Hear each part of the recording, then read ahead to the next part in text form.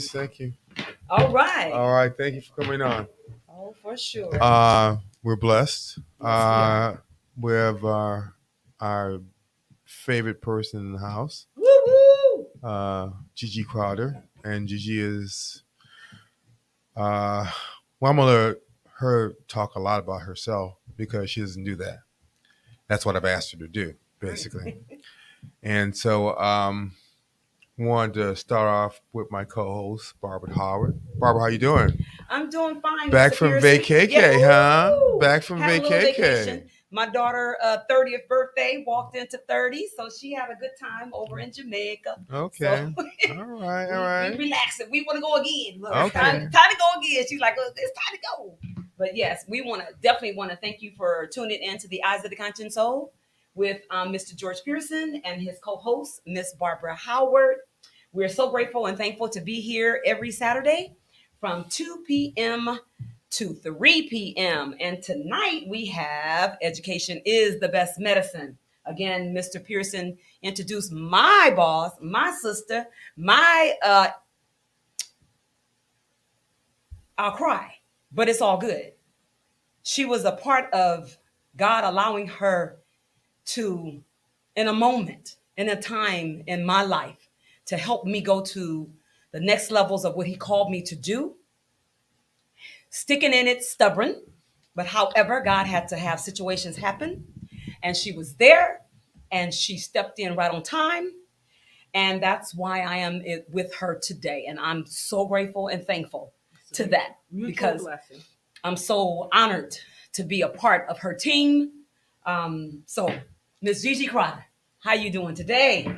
Doing great. You can have us both in tears, but Good. we had a divinely ordered connection from Yes. way back. So some might refer to us as salt and pepper, but we know we both share the Okay. same consciousness Yes. around improving health outcomes for our African American community. Well, when we were thinking about this show, uh, literally we wanted to make it about Gigi, and that was going to be my focus. And my experience with Gigi goes back maybe we're saying 15, 20 years.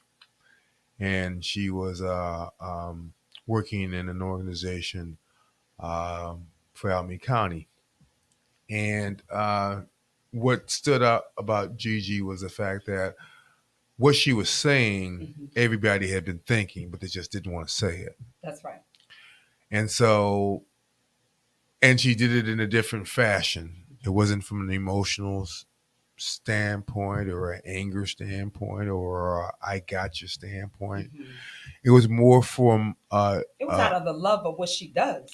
yeah, And that what she was called to do. building a factual case with the evidence-based information that was provided at that time about what was affecting us and what was happening to us in terms of our mental health. That's how I became in contact with her. And I was working in private practice at that time. And she just stood out to me as someone that you have to applaud her and support her because she was doing work that for an instant, it felt as though Africans were having mental health issues and it was their fault.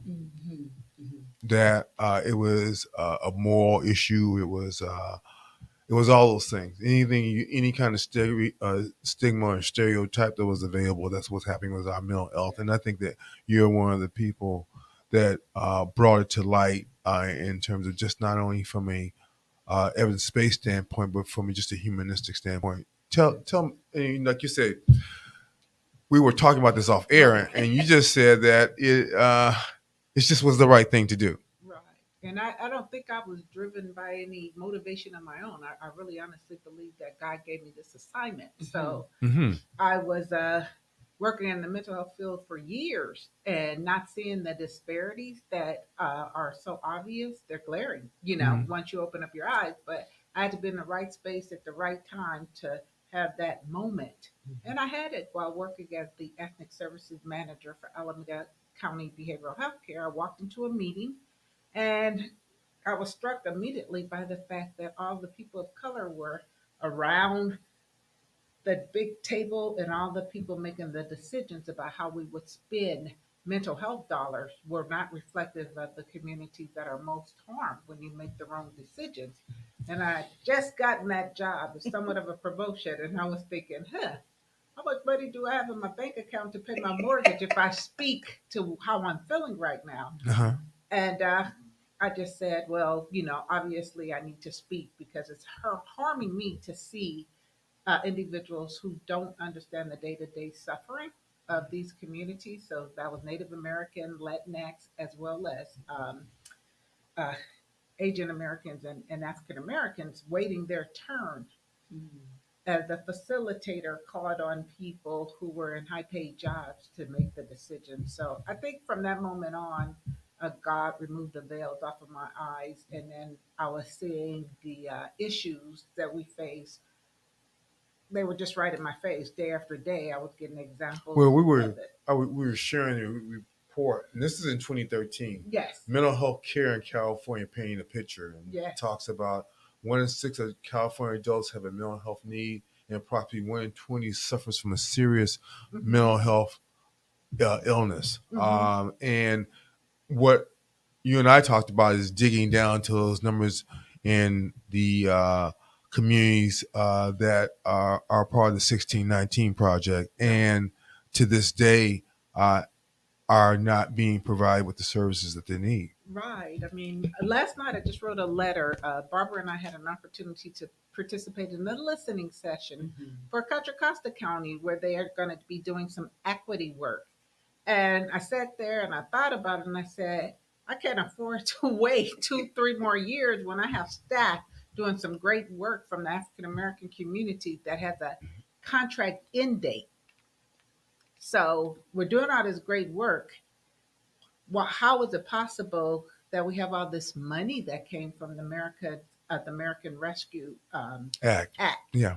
and it's designed to because of COVID-19 provide opportunities for communities that are most harmed. Well, in every county you go to, you're going to find that African Americans were the most harmed by COVID-19 Okay. around the need for rental assistance, the need death, sorry, Food, clothing, and shelter. food, clothing, shelter, the basic necessities. So Okay. if you have this money in your coffers, let's stop just looking at language as a barrier and also look at culture as a barrier and start funding the need versus making decisions that cause greater harm. Hmm. So Yeah. we all know African Americans that live with mental illness are not getting services delivered in a manner consistent with producing the best outcomes. But most counties would say they spend the bulk of their funds on African Americans, but they're inappropriately served, Well, mostly in the criminal justice system. so I want our audience to kind of be clear about when we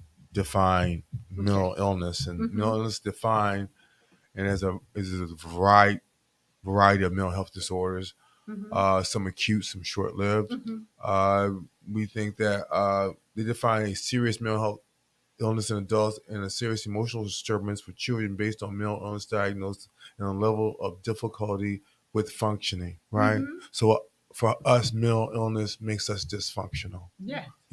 So when you layer it with institutional and structural racism, when you layer it with lack of providers that want to see us, Mm-hmm. then our mental health drops. Yeah.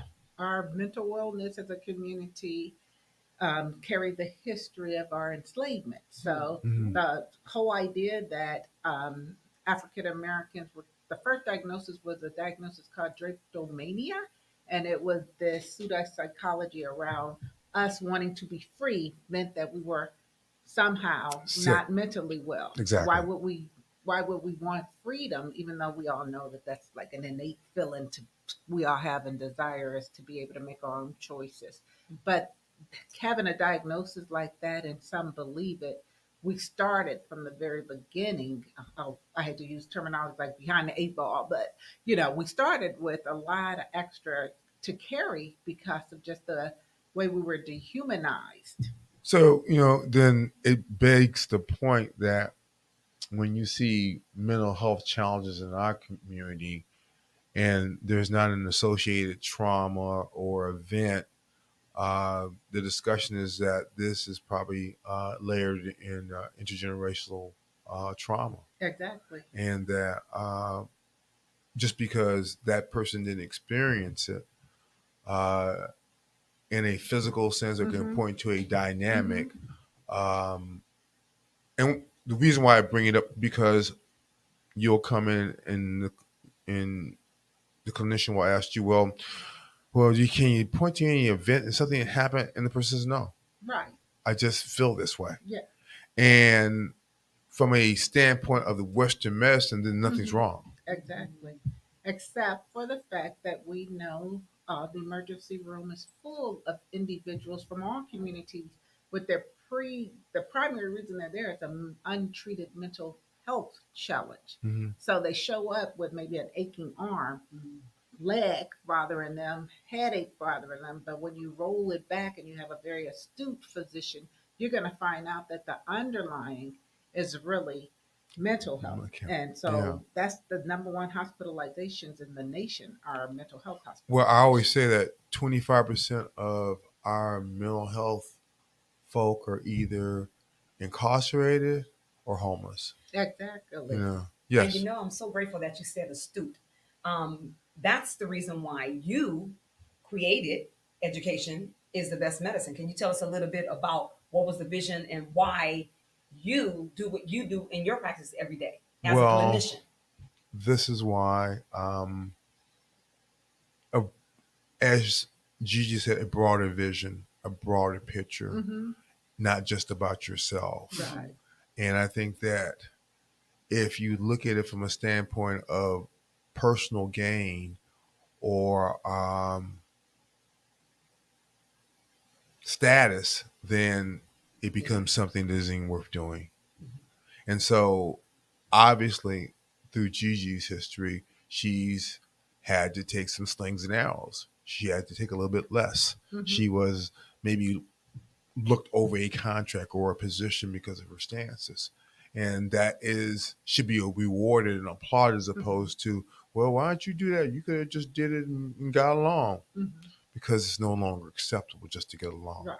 You know. Yeah. Anyway, a little bit about that But experience. you have to be able to wake up every morning and look in the mirror and like who you see. So I will use my privilege, but I use it for others. Yeah. So if you can get me in the That's room, which true. is She does. probably why I got into a position where I could be the spook behind the door, is Yeah. because I was delightful when I started working in the department. I wasn't making any waves. I had a priority because everything was along God's plan. So he had to awaken what he wanted in me, but I had to be strategic about how I did it. And that's, I think, a problem sometimes we have in our community is around timing. You know, Yeah. strategically, you Yeah. have to be able to have a level of patience about when it's time for you to make your move Yeah. because you have to, as Barbara said, you got to get the education and the understanding. So often we used to have African Americans show up at our mental health commission and demand that the county spend more money on them. My thing is keep your money if you're going to keep spending it the way you have been spending it. Exactly. You know, Exactly. Exactly. we don't And want giving it any to who more. you've been giving it to. Yeah, we don't want it. We don't want that kind of treatment. Now, Yeah. it's much better for us to have asked the question around: can you better understand how we would like to receive services, which is using traditional community defined practices that are kind of natural for us Hmm. as a form of healing. Faith and spiritual practices are really important to African Americans in general. So of course we were taught there's a separation of church and state. Well, no one was promoting proselytizing, but what we were saying is our faith has carried us through Oh, being yes. enslaved. Our faith has carried us through so many other struggles. It can also be a tool, a wellness tool in mental health when Yeah. you allow that. Yeah. And it was when I started working more closely with the African American faith community that my job And became I was going to clear. ask you about that Yeah, because that's been a the really power was in the church. a real collaborative relationship with you, and your ability to have that kind of focus and kind of drive and work in all these kinds of avenues is really important. I mean, again, that's why we're having you on. It's a breath and a length of work that speaks a lot to you in your short time on the planet. And Um, just to piggyback on what you said, can you also speak to having just not a chemical imbalance, but like a temporarily, like out of a mental, something happens to you. Psychosis. The reason why I can say that, and the reason why I'm saying it, is because it happened to me. I was, of course, married and in love with my daughter's father. And at one point, because he didn't want to be there, I wanted to commit suicide. I wanted to actually, I had meditated it, thought about what I was going to do, and was on my way to work. And I had already got the kids in the car, taken them to school, and I'm getting ready to go to work. All of a sudden, I was like, okay, I'm going to do this. And as soon as I get across the Bay Bridge, this is what I said to myself. As soon as I get across the Bay Bridge, I'm going to turn to the right and I'm going to drive us over the cliff. A song came on, a gospel song. I just tears start rolling down my face. And I was like, oh my God, I can't believe that I was just getting ready to do that. Yeah. And then when I got to the bakery, my mom said, I was praying for you so hard and heavily, don't understand why. I had told her when I got in her and I caressed each other, we cried, and I'm like, this is real. Yeah. Things can happen, tragedy, trauma can happen to you in your life, and all of a sudden, before you know it, something, and you never know what it could be, and it actually happened to me. And I can be transparent and share that, because the reason why we're doing Education is the Best Medicine, the reason why we're doing this radio and the Eyes of the Conscious Soul, is to share with others. People are really dealing with things in their lives. Yeah. And how do we help each other? Yeah. Not run from it. Right. How do we help each other? My story, my testimony is not for me anymore. It's to be said, it's to help somebody else, and to say, whoa, God stepped in and I know he helped me. Yeah. So we know 90% of the individuals who have an attempted suicide are really grateful and thankful that it wasn't completed. But you do have to embrace tools that help people understand, as difficult as it is, there's still hope. And so that's why there was a pushback, because my job was saying that I wanted to do faith-based work. No, I want to do hope-based work. And where do you find hope? You find hope in spiritual communities. It's not about religion. That's right. But it speaks to the fact that why would you want to continue to repeat? They say what insanity is, doing the same thing over and over again and not getting a different result. Then it seems to me that, again, one of the discussions that you always have is, let's try something different. Exactly. Let's look at something. Let's look at it differently. And I think that for Africans in America, our mental health has to be looked at differently, because this system has not been successful for us. And I was thinking, when I was in school, and it was talking about Freud and Jung and and Marsault, and I was going like, but I don't even know these people. And how am I going to tell somebody to love their mother and hate their father? Right. Because I love my parents. So what? Where is that in the mental health issue? Well, because in other words. So what's also important is that Sigmund Freud was the individual that spoke negatively about people embracing faith and spiritual practices. He said it was dog poo-poo, that it was no such thing. Yet I, working in the field for so long, recognize that no matter what our ethnic and cultural background is, people often have this preoccupation with God being Jesus, no matter what upbringing they had, because there's this desire to not have to walk through this world alone, feeling like you don't have a higher power or a God that's supporting you in it. Right. We've embraced that for substance abuse. Now, the 12-step programs don't specifically say God, but they speak to having support and then mental health. It's all really, for me, economic based. There's always a supply and demand. If you look at our systems and you look at the funding, they would not survive without the economics that come along from treatment, from the treatment models, not necessarily treatment, the models, the billing back, poor people, the labeling individuals for having mental health challenges, as Barbara said, might be a temporary situation, but the the school to prison pipeline was put in place as a supply and demand. The prison industry right Well, now is one of the wealthiest, and it's on we the talk about the new Jim Crow. yeah, we're talking about the new Jim Crow, the past Jim Crow, Jim Crow, Anybody crow, Jim Crow, everybody crow, because it's always been there. Woo! And all you have to do is follow the dollars and figure out why there's no true Mhm. push toward changing things. If this system was not broken, it's doing exactly what it was designed to do. Whether you look at education, whether you look at health, where you look at any area, the design is to pick a targeted community, generally African Americans, and you make money off of them. We said 1 in 20 adults. This is California now. Mm-hmm. Is living with a serious mental illness, and more than twice as many have a substance abuse disorder. Mm-hmm. Uh, among Medi-Cal enrollees, 8.1% are living with a serious mental illness, substantially more than those in any other type of insurance. Exactly. In other words, poor people have poor insurance, so they get poor mental health. And they get if they get mental If health. they get That's mental another. health, I mean, look at our streets, and then you ask the question: why do we now see so many people are unsheltered? Well, we know economics have hurt some individuals, but for the most part, if a person is not living with a severe mental illness or substance use, Mhm. there are social programs that they can comply with. But when COVID happened and you gave keys, I didn't see a whole lot of those keys going to African Americans. And when they did, they were given to people who you must first treat them for their substance use and use a harm reduction model. You know that they likely had mental health, and then because of the mental health, they start self medicating. And now if they have a long history of that, then you give them a key and tell them you can't smoke weed, you can't shoot drugs, but if you're going to stay here.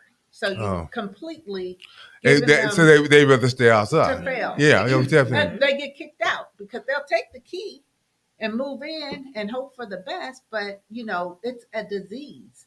Yeah. Substance use is a disease. There's a craving. I mean, testifying to my sugar addiction, I am well aware of the fact that it's a chemical dependency.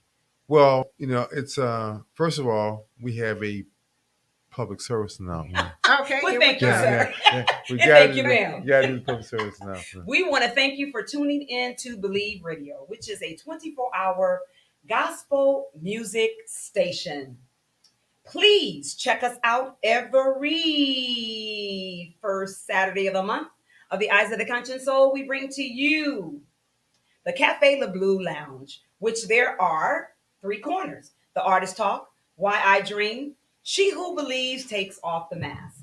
Every second Saturday of the month, we have the medicine hour with Mr. George Pearson, co-host Sister V Mello. This is where we believe building a better tomorrow starts with us. Topics we cover: health issues and concerns, healthy eating habits, education, financing, and politics in the African American community. We believe taking care of our temple, mind, and spirit is essential to having mental wellness, healthy eating habits, and knowing that healthy thinking leads to a healthy way of living.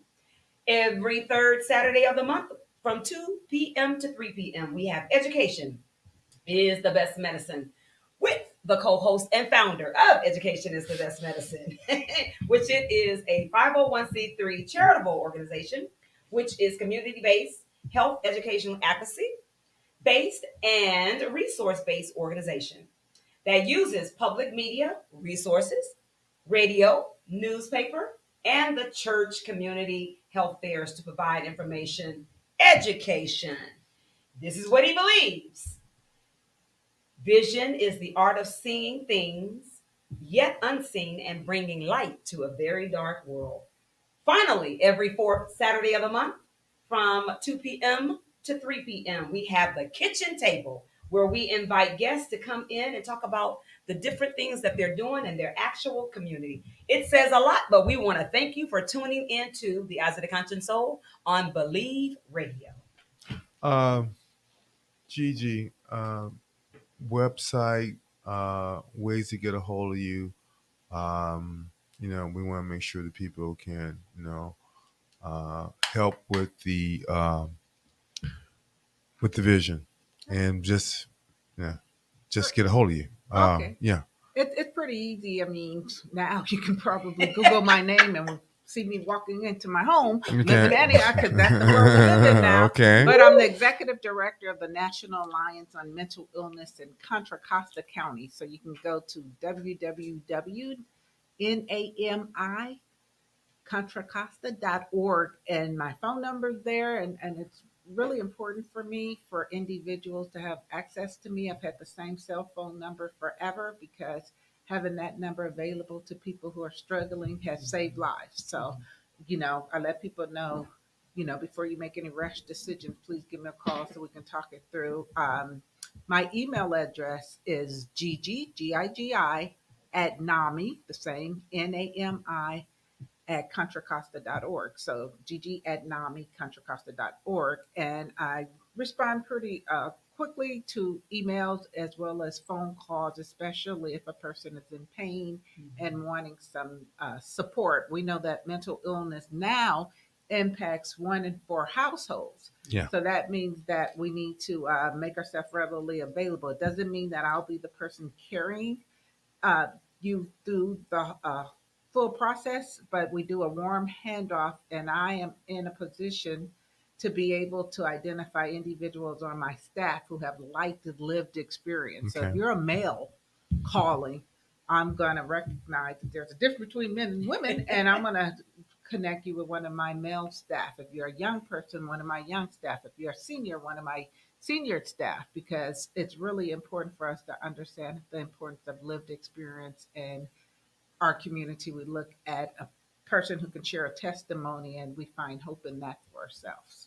Well, also, we were talking about the rates of substance abuse, overdose, and Mm-hmm. death remain high increasingly, in particularly California, increasingly with fentanyl, and also methamphetamine seems to be a Mm-hmm. major problem. And it says among individuals who are, as we were talking about, are just as involved, rates of serious mental illness and substance abuse, those rates remain high. Again, at 25% going to jail, Mm-hmm. at 25% homeless. Um, but on the flip side, I understand there's some legislation coming down the pike that's going to, if you are found to be mentally incompetent and you are dysfunctional and a risk to yourself and to whomever, they're going to demand that you get treated. What have you heard about that, Yeah. and what do you think about that? So, I mean, the governor has introduced care court. So, the care court would allow for individuals, and it's primary in response to the cry for us to support people who are unsheltered. And so, the care court has an opportunity for individuals. My core belief is that there are individuals who live with such a severe form of mental illness, whether it be schizophrenia, bipolar disorder, and they're in a decompensated state, that they're not in a position to make the best choice for themselves. So True. the welfare and True. institution code, which is 5150 code, says you must be a danger to yourself. Others are gravely disabled. We live in a state where individuals who live on the streets every winter, each county can say we're probably going to lose this number of people because they're unsheltered. Right. It's cruel to wait to have services Hmm. given to those individuals. In my role and working in the field for so long, there's been many times when I have broke protocol and reached out to family members of individuals and said, look, if you don't come and take care of your child, going Yeah. to end up in jail or Yeah. dead or worse. Well, So I mean, if there could be worse than that. it's a different dynamic too, because you, I used to could say to a host of patients with internal medicine or behavioral Mm-hmm. health that you know they can come in contact with a emergency medical personnel or a law officer and get some help. I Right. can't say that now. No. And it's, in fact, in this particular population, they're more at risk because a majority of those folks that have mental challenges, when they come in contact with these systems now, it always seems to be a bad Yeah. outcome. So now, I'm really pleased that I'm one of the our agency, and then my personal shift in how I Yes. do work is around the Miles Hall Foundation. This is a young man who was shot and killed while living with a mental illness in Walnut Creek, California.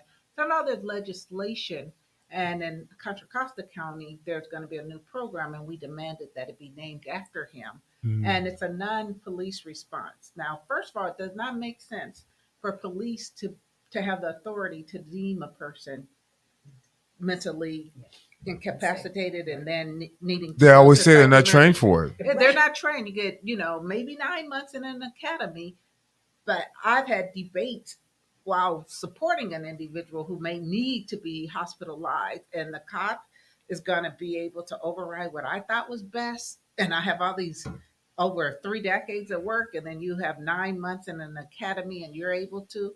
We have set up a system in mental health which doesn't make sense at all. So we have a person, let's just say that my arm was bothering me and it started maybe falling, I'm going to lose my arm. We would treat it to try and heal it. In mental health, we have people who have what I would call a brain disorder, and we have Yeah. set up a system where we tell them they're not sick enough yet. We'll come back. Like in the case of Yeah. Miles Hall, his mom had to wait.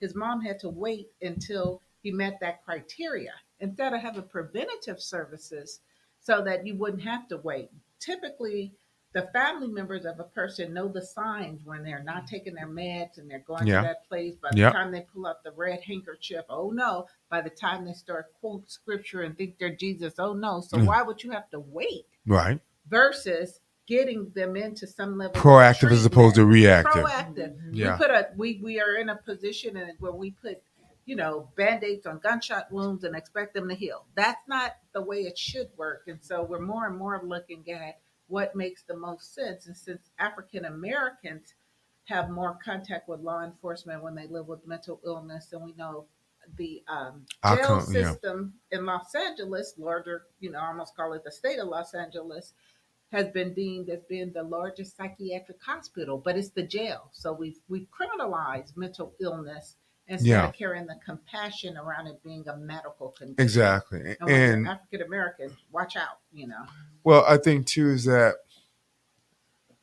we're at a kind of a nexus of this Mhm. because my belief is that it's just so expensive to maintain those two systems. Yes. It's easier, and the numbers show it's easier to treat Mhm. than to try to maintain an incarceration system and a homeless situation that costs you more money than you would ever Mhm. spend in putting people, getting them treated, putting them in decent housing, Right.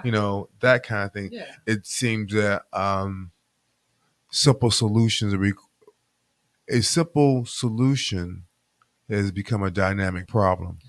Especially when you start looking at our juveniles in Yeah. most counties, no matter what size it is, the bulk are going to be African Americans, and there's no way a person comes out of womb with destructive behavior. You got to know that if this is happening, they've probably been exposed to a trauma. There's probably some unaddressed mental health, and so would you create a cage jail for them, or would you create treatment services or maybe a hospital bed for them? So once we recognize that young people who have committed such horrific crimes are likely hurting because hurt people hurt other people, then why don't we have a more restorative justice approach? Why don't we have more accountability for where the harm came from versus punishing the individuals? Well, I think that historically in the state, if I'm not mistaken, there was a release of a number of folks in mental health institutions, and it started this whole, Mhm. uh, The yeah, deinstitutionalization under right. Reagan. Yes. They always say it was Brown versus Reagan. I think it was Brown. You think it was Brown? Brown versus Wade is the school system. Okay, no, I mean Brown, the governor. Governor Brown. Yeah, versus, so it's always an issue around that. No, I always think it's Brown versus no, Reagan. Reagan deinstitutionalized, and for some of those individuals, they had programs because of You know that what it is? base. Reagan may have done it, but Brown let it go forth. He Yeah, didn't stop it. right, and then Yeah. and it needed to happen because I do not believe in locking people up and throwing away the key. And Okay. especially if you haven't given. I'm just saying we have a historical we have context a as well. historical context, Mental health, yeah. even if you were white, was always a traumatized offense. I mean, in the 60s and 70s, a man could be tired of his wife and go take her to Napa and commit her. So we did get some laws. The Valium cocktail. Yeah, we did get some laws in place that protected women from their husbands being tired of them and wanting a newer model. But at the same time, it was harm done if you let people out and they didn't have the resources in the community. So that's when all the Bates bill and all those created funding for people who were released without any resources. And so now it kind of feels like, because we haven't continued to invest in mental health, that a lot of those individuals who at one time had programs are now out on the streets and not getting the services that they need. Tell us a little bit about suicide, conceptually. And I mean, it seems to me we're seeing younger people commit suicide and be successful. Yes. And it seems that females are also, again, a silent majority in this. Could you tell me a little bit about your thoughts about that? Historically, and still to this day, we know suicide rates have gone up among young people, and it's under 30 through COVID, and it's gone up even higher for communities of color, African Americans. We used to say we don't kill it, we don't have high rates, but you got to look at suicide from the lens of, if a young person says, "I'm never going back to jail," what does that mean? Yeah. The largest group of individuals who in their lives are actually, and we can learn a lesson, are white males over a certain age. So we really associate suicide and the desire not to be here anymore with losing power, because that is attributed to older white males. Older white males have historically had the highest levels of suicide. And then when you start looking at communities, there's a group of Native American females, large group of Native. So would you say we get sick, but we ain't crazy enough to kill ourselves? We definitely have some faith and spiritual practices, things that like if you in your own life you don't get the opportunity to seek forgiveness. That's probably saved a lot of African Americans because that's been ingrained in us. Yes. And so institutional. But it looks different. So now when African Americans start modeling other communities' behaviors, we're community focused and they're individual.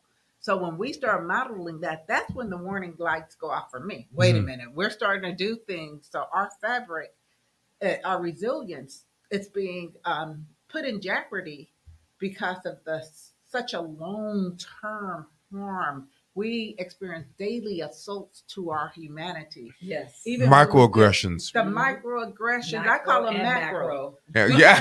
Macro. Right, Barbara. A macro is a small thing. We are more culturally informed. Yes. When someone does something that, our spirit and go, oh, wait a minute, we know that was racist. Whereas before the microaggression, we used to question, was that intentional? We've been here long enough to know, no, that was definitely racist. I know how it feels. I think it's really important when that happens for us to talk about it and not hold it in such a way. But depending on the power dynamic, sometimes you don't have a safe place. That's why the church is. That's why COVID was such incapacitating. Yes, and we also have our group, the African American support group, that happens that you lead. Our African American family support groups meets by Zoom. As a pushback to our county, I used to hold it in my home because I get funding for every other community, but not African American. So I used to hold it in my home in Antioch, but now we've gone on Zoom and it's well attended because families, what sustained us through COVID was we figured it out. Well, we might not be able to touch each other and be around, but let's get on this Zoom because the greatest healing source for a group of Black women is their sisters. Do you think technology has provided more opportunities in terms of I think COVID came with mental health? curses and Come its on, I blessings. believe it Okay. too. Okay. Yes. All Its right. curses and its blessings. I mean, I think we probably shouldn't have been saying, we should have been saying physical distancing instead of social distancing. That's good. Yeah. Because when you Physical. socially distance, then you're more likely to have depression and anxiety. We needed to learn how to socialize differently. That's Okay. right. I'm seeing sadly a failure to thrive in older adults because they were told to shelter in place. Going to church was a protective factor Yeah. for many of them. So it was the activity. They might not do anything else, But they went but to they were church. going to go to the church related services and not feeling as safe to come back out. The brain is a muscle too. So a lot of older adults, including my mom, is now she won't leave. I have to kind of force her. My sister to say, "Oh, she said she wasn't coming." I called my mother. I said, "I'm coming to get you." Get She you. say, I ain't going." Yes, And I you say, going. "Yeah, you going?" Then she said, "Can we stop here, there, and the other?" So if you really have to really Yeah, work you have to hard work on at it, it, which is like caregivers and mental health. yeah. What do you think should be the support? Because obviously, a number of folks that have mental health challenges would not be or have as much freedom if not for the caregiver Yeah. in their life. So, a sad statistics is that individuals who live with a severe mental illness and likely take medications, may live in a boarding care facility because they can die, no matter what ethnicity they are, 15 to 20 years earlier than the general population Yeah. because of the toxic medications, etc. So, if you're And African and primary American care and primary care, medical you issues. start treating above the neck. You never even think about what's happening below. So I lost a lot of people in the nonprofit program I was working at. I remember taking a picture when I was like maybe in my late 30s and go back and look at that picture. Most of the individuals are no longer with us, so Yeah. that wouldn't mean that they would be where I am now. You know, I'm gonna I tell my I age. remember Okay. that one of my good friends who had diabetes Hmm. and was Yeah, schizophrenic yeah. was the I think the Tribune at the time did a Hmm. whole expose on the fact that he Hmm. cost $1 million Yes. from the time Wow. he Yes. went between the ER Use that and money. out, and by the time he died, he had cost the county Yeah. almost $2 million Yeah. and died. He probably was on what they used to call the 20K use, the K list, Yeah. costing the county a certain amount over a period of Oh time yeah. Wow. from Oh being in a yeah. repeated hospital because they never tried Frequent to flyers. utilize, Yeah. more culturally responsive, uh, community defined practices. So you get these people on a revolving door of going back, and it's traumatizing to go in a hospital setting, be hooked up to 4-point And he restraints always and had. all I that. remember I loved him. He always had a hospital gown on, Yeah, smoking a cigarette. yeah, You and know, it's yeah, like I'm ready to go. yeah, What is going and on? that's and it's so unfortunate because the opportunity to connect to purpose doesn't happen if you write people off. Yeah. And Yeah. I think that's why I have been somewhat successful working in this field is because I focus on strengths, not weaknesses. That's right. And then once you connect the person to their purpose, it doesn't matter what kind of diagnosis they have. If they see they can contribute and help someone else, they grow. And so Yeah. maybe they will smoke a little less. They will do what they need to do to be around and help Of others. But course. we Yeah. deny that opportunity to our brothers and Yeah. sisters. Well, it's not for a lack of money. It's spending billions Oh on this. yeah, They're spending billions on mental health, and it's a but not in the right places. right. There we go. They've increased mental health spending by 36% Yeah, from 2006 to 2011. Spending on California's public mental health system increased 36%. And do you think we're getting our money's worth? no, No. because we were all excited. No. No, we were all excited in 2004 when the Mental Health Services Act came about and millionaires was taxed 1% of their income. That's what it says here, That too. that was supposed to be the frosted and the cherry on top, but from in most places it replaced the general funds, and you start giving that money to law enforcement and county budget, and then the mental health was the bulk of how counties fund their programs. So instead of it being extra, it became the core funding, and it wasn't delivered in a way for the best bang for the buck. Because I know some of the work we did in Alameda County with an African American utilization report, the programs were actually cheaper and more cost effective than what That's the produced. report that I saw you in. Yeah, Yeah, and it was a telling report, it was and I very. guess my point is that when you put your name on a document like that, it almost make you a Mhm. target. And that's okay because I landed well. Yeah. You know, Okay. I mean, what man made for bad, God That's made for right. good, Okay. and He Now for always good. does because when you work for a county entity, you're somewhat silenced by that ability to pay your mortgage and what if you go against the grain. So I don't have Exactly. that anymore. I now work for an advocacy There we agency. go. I have an opportunity through NAMI to also have my own work lifted up, which is Black Minds Matter too. Mm-hmm. And through that, I was able to get from the Permanent Healthcare Services Agency, the state Okay. grants. And that's how we have the African American Uplift Program. And I was able to hire people like Barbara. We also were able to apply for the COVID 19 Cal Hope project where we're Okay. our agency is responsible for meeting the needs of African Americans. Now I'll be honest, we haven't done as much work there because the organization said we got a sports team that we're going to have you work with, and then it was a hockey team. Now, if they're the if they're the Okay. mascot, we don't. So some just too often we don't meet the mark around marketing and communication. That's why I rely so heavily on the faith community because the pastors have the power of the mic. They're able to replace inaccurate information with positive.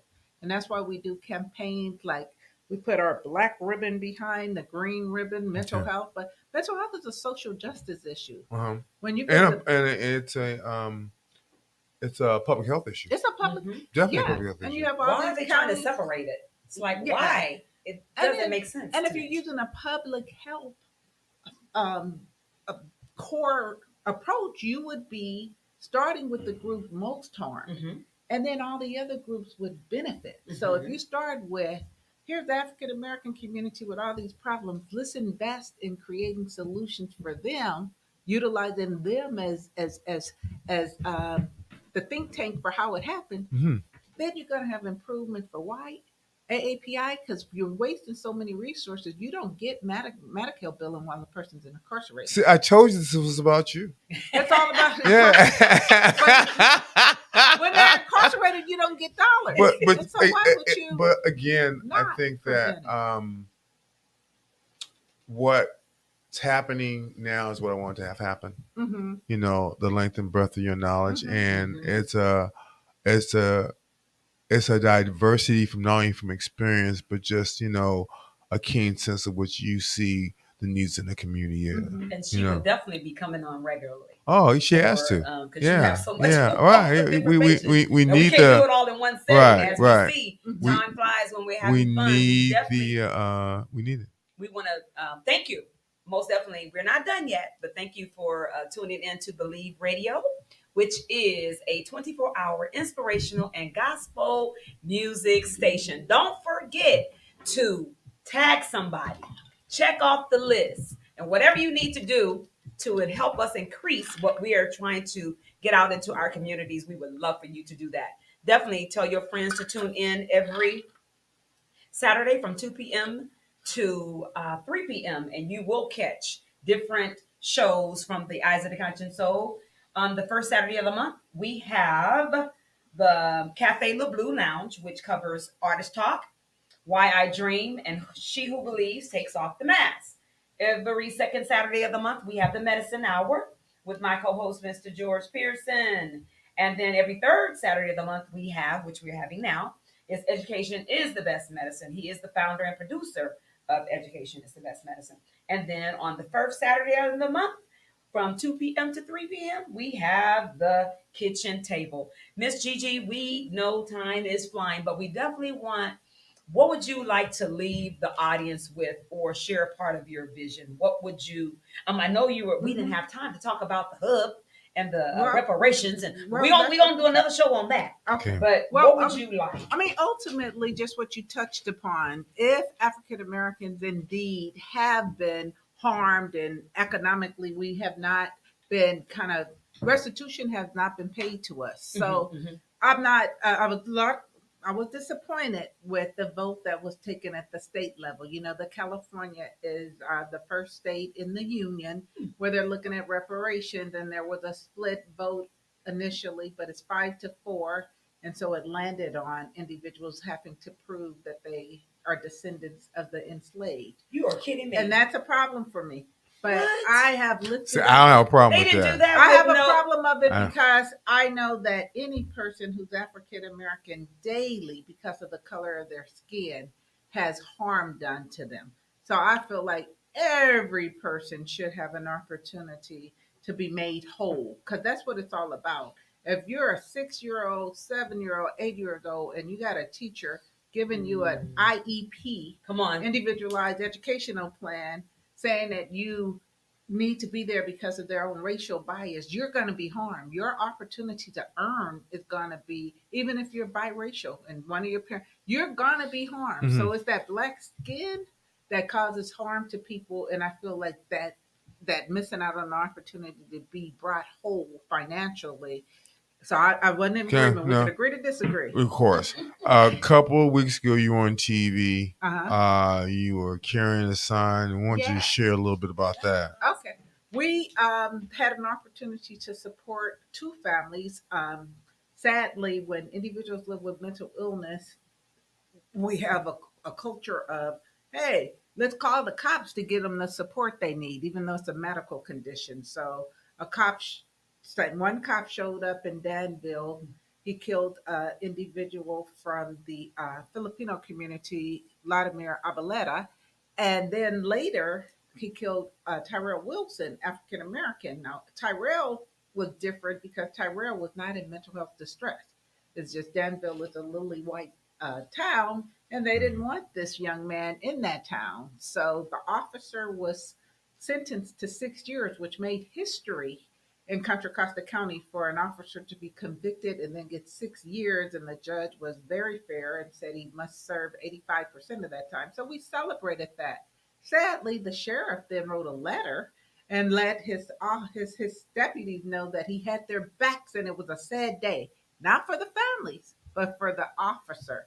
And so we're always going to hear things like that in protest. We're asking for that deputy to, serve all that time, but to also be charged with the second killing of Tyrell Wilson so that his family can have justice. And if a sheriff Livingston is making those type of comments, and you're supposed to be protective of the whole county, it puts people who have loved ones who live with mental illness in a place of fear if you're giving an okay and saying it's sad that someone, has to serve time for committing what was a crime, killing someone. It was unjustified.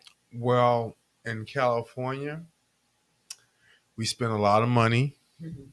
but psychosis was the most frequent diagnosis for discharges between Mm-hmm. 2004 and 2011. Mm-hmm. Um, that has to change. Yeah.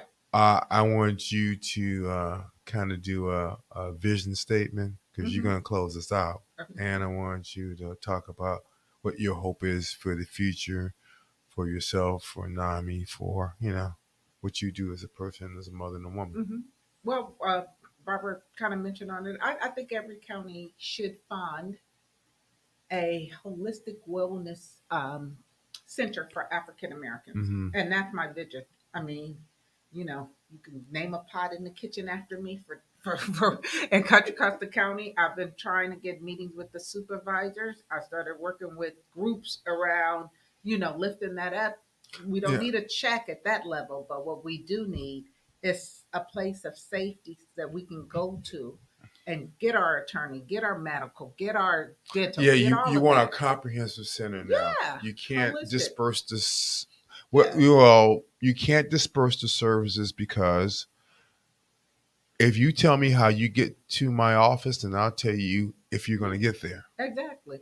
And so in this county, Alameda County, they are working toward that with Dr. Wade Nobles and some Mhm. others When I was there, we met with one of the supervisors. He gave them initial money to do the study. Mhm. Now, I've been away from the county for a long time. We could have had some brick and mortar by now. Well, we're not But going to talk about that. we Okay, could have some brick and stay out. mortar. We're going to stay out that train. And then Okay. but then the city of Berkeley is also doing it. I got to Yeah. shout out to Barbara White and Barbara Lee. Just Yeah. got $1 million from the earmarked dollars. It's going to take a lot more than $1 million, No. but it's a step in the right direction. Yeah, I think everybody does what they do, but my vision is a combination of not only a health facility, but a mental health facility with all those services involved. Yeah. Because one of the things for us is that we don't like to go, we don't like to travel, and we would like to be in a place where the things we need to have there are there. Yeah. Much like a West Oakland Health Center. Exactly. Yeah, Yeah, right. But yeah. done in such a way where you have spokes. So you Yeah. got the hub, and then you have faith centers who are doing some of the work already,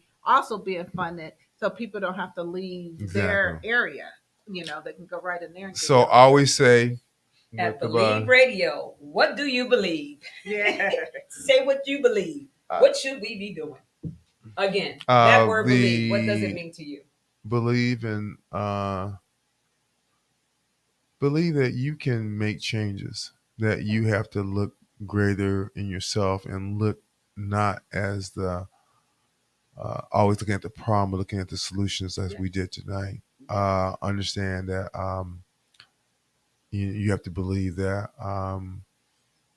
sometimes you have to take a look at yourself and readjust and make the changes because it's not about you. All right. Yeah. Well, we want to thank you for tuning in to the Eyes of the Conscious Soul. And you have been listening to Education is the Best Medicine Barbara, with Miss GGR Crawford. we have to give her the final. We give her the final We gotta word. give her the final. Go ahead, sir. Ma'am. Well, I believe Ma'am, that forums like this one, where you are educating, will make a difference. I believe that people need to tune in so that they can hear the hot topics that are impacting us, and then not just listen, but then take an action. Mhm. I think we need to have transformational opportunities to Mhm. learn and to decide personally what we're going to do to make a difference. And so I'm hoping that others will join as you have shared the information about this, and then tune in and then reach out to me if they need some support. Reach out to you by how can I get on you? Again, my phone number is